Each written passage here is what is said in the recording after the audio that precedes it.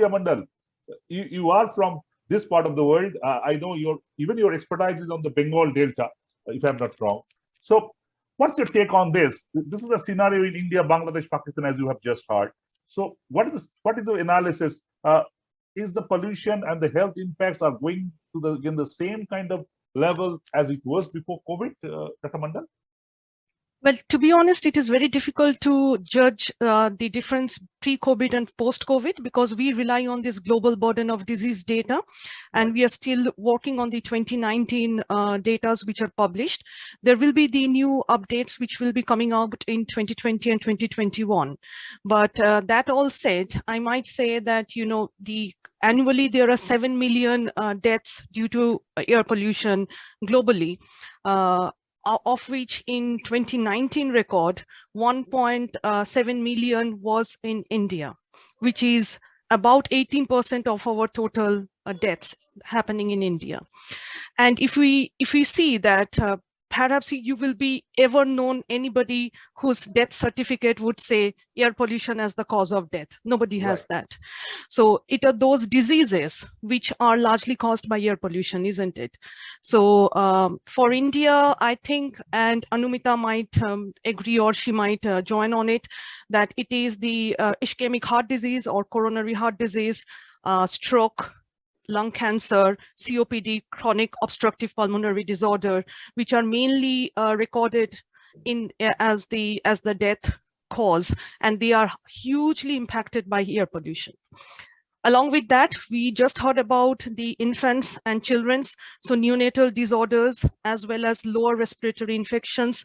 They are hugely impacted or caused due to air pollution.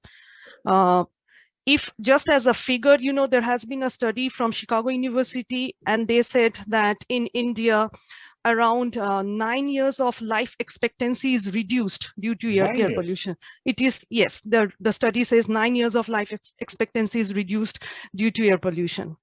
Now, if you talk about COVID, we know that it is a respiratory infection, and definitely a study from Delhi has pointed out that during the month of around 2020 November, there was almost 13% increase in COVID-related death due to air pollution. We know that at that time of the year, the pollution is higher in northern parts of India. So health-wise, it is one of those major adverse health outcome where both WHO and all the other UN nations or UN agencies are kind of putting their steps forward to say that, look, this is something which is needs to be looked out, and we need to find out policies and solutions to stop this surge in diseases.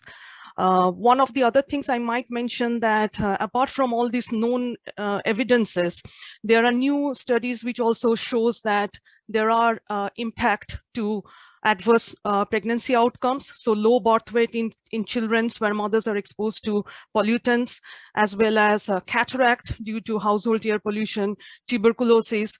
So hardly we can think about those diseases which are common in India that may not have a link with this pollution, because as you mentioned, and as rightly mentioned, that 99% of all Indians breathe in the air which is above the WHO limit of 10 microgram per meter cube. Yeah.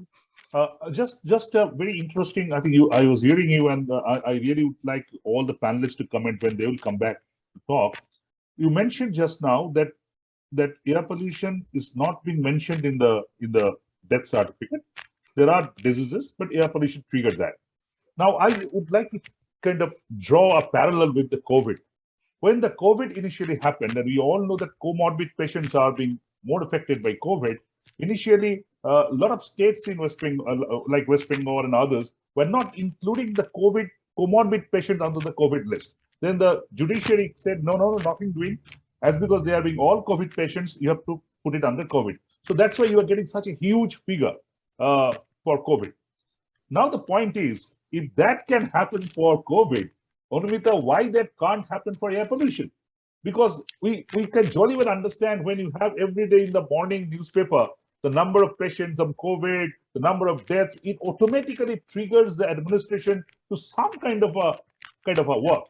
So first, I would like to know from you, Devapriya, that What's your take on that? And also, I'll come back later on that. That is about the standard. But what about the COVID?